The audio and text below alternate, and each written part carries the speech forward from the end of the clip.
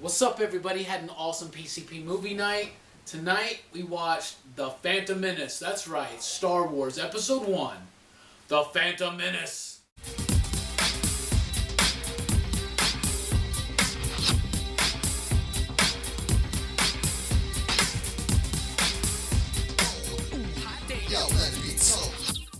Alright, guys, we're getting ready for Star Wars Episode 7, Force Awakens. It's going to be coming out in about, about a month and a half? Yeah, a little over a month. Super pumped. So we are getting ready, and you are taking the journey with us, if you will. The journey to Force Awakens with us. And tonight we watched Episode 1, The Phantom Menace. Now, we've all seen this movie before, right? Mm-hmm. We haven't all seen this movie before. Mark has never seen this movie before. So, Mark, what'd you think about The Phantom Menace? I actually enjoyed it, especially that fight scene at the end. You're absolutely right about that. Oh, yeah. Oh, man. Yes. So you liked it? I did. You know, he wasn't biased by the previous trilogy too. Star Wars version. Yeah, and all the hype that led up to it. Now, is Phantom Menace actually a bad movie, or is it just something that we all were too hyped up for? J.E., what you got for me? Jake Lloyd's still annoying. There are some parts to it that have a little bit of a cringe-worthy moment. I mean, I know everybody bitches about Jar Jar. Honestly, he's not as annoying as I remember him. But Jake... There's a big chunk of the movie where he's gone. Yeah. But Jake Lloyd, especially in the dogfight at the end, just the bad acting. I know it's a kid actor, but it's just that whole character's still annoying to me. Little Annie. Is he more annoying than Hayden Christensen? I'll say this, man. I read an article of Jake Lloyd 10 years later. He says, "I'm glad I am not the reason people hate Star Wars anymore." Brooke, speaking of the reason why people don't like Star Wars, you're the reason I don't like Star Wars. Really? No. But please tell us what you thought about the movie. I thought it was alright. I mean, I think a lot of people, especially hardcore Star Wars fans, nitpick it to death. And, Hey, you don't there's understand. There's a lot of things that they, don't like, but I mean, it's acceptable to me. Not being as die hard. I mean, I do love the movies, but I'm not gonna nitpick at everything. Yeah. I thought it was a decent start. Yeah. It wasn't as bad, The first time I saw it, I thought, oh man, it's really bad. It's better than the last 15 years have led you to trying to hold it up to Empire. Yeah. You can't hold up. It looked beautiful on Blu-ray. Right. It did look great in Blu-ray. Speaking of which, John looks beautiful in Blu-ray. John, what'd you think about the movie? I do look good on Blu-ray. Yeah, I like the film. There's still parts I don't like, but overall I don't think it's a bad film. I think, you're right, a lot of the issues is it didn't live up to the hype. There was so much hype, though. There was so much hype. Oh, yeah. And there's still parts I enjoy, especially the fight scene at the end is awesome. Yeah.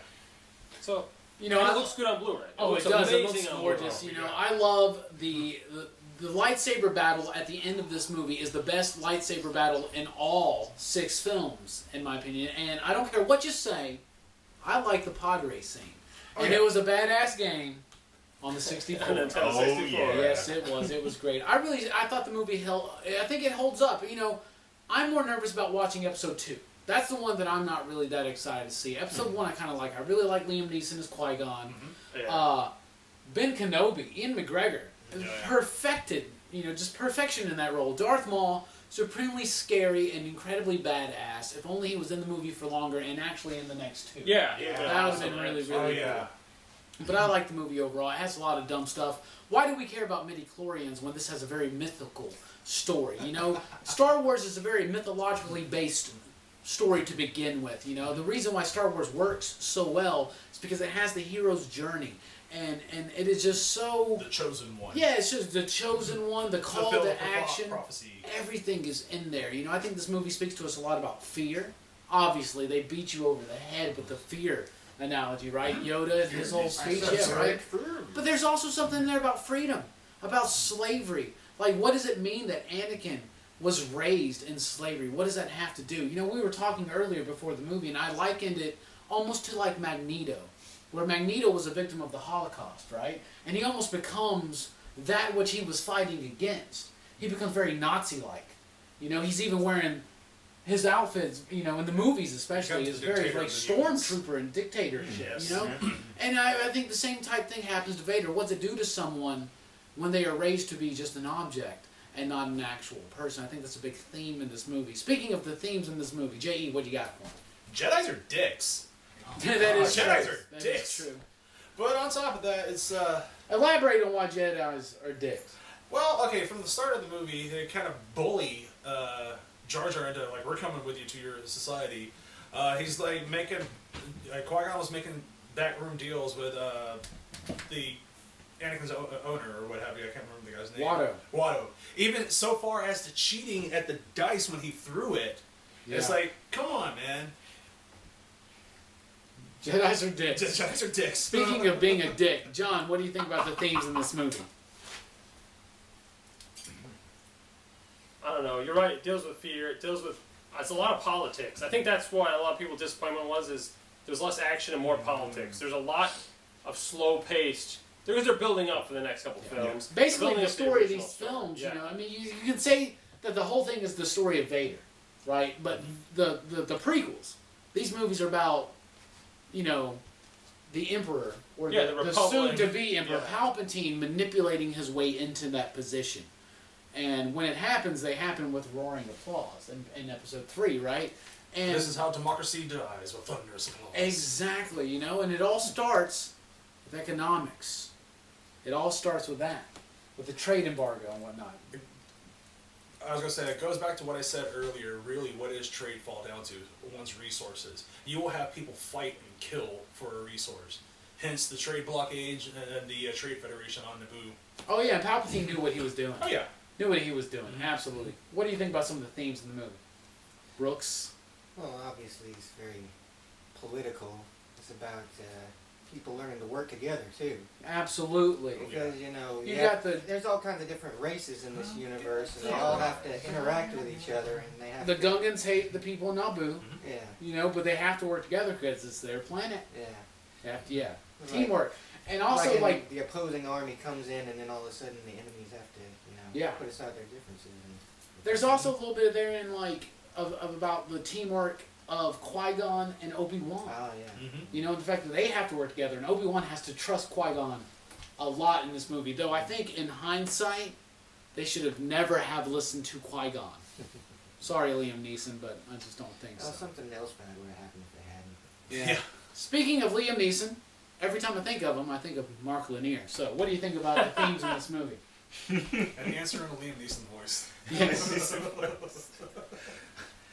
Well, I think being a Star Wars virgin, this was a good opening because I can see where they're setting up for something. I don't know what because again, I haven't seen anything, but I can tell it's got that. You get to actually enjoy the movie. Without Yeah, I having mean, to it's hear got to any be of a the different bullshit. perspective, you know, not ever seeing the originals really all the way through. So, We got a kid, don't know what's gonna happen. They say his future is cloudy, so it could be good, it could be bad. We don't know. We know we're learning a little bit about the universe. We got a council that leads the Jedi, but I don't exactly know how many Jedi there are, what their job description actually is. I know they work with the Federation, but I don't know in what kind of role. Are they like police force? I don't know. So we'll see. honestly, it seems like he's excited. So he's going through the journey. I'm a big mythology guy. We're going through the journey. Yeah, and Star Wars is just chock full of mythology. Oh, yeah. So really, like, it's not that hard to pick it out of Star Wars. Star Wars is very thinly veiled, like, in its themes and its message. Like, absolutely. It is straight up your typical samurai hero story. You know what I'm saying? I mean, it's great. We love Star Wars. Episode 1, not that bad, guys. Go back and rewatch it. Is it not? We would all say It's that. better than Not I as bad. remember it being. Yeah. And there, again, it still looks amazing On visually, Blu-ray. and the end fight scenes worth it a lot. Oh yes. Absolutely. We love it. By the way, Star Wars, super easy to figure out. The themes are right there. They're so thinly veiled. So, but still, sometimes you're going to have to do one thing if you want to know what you can learn from your movies. You got to do one thing, and you got to dig.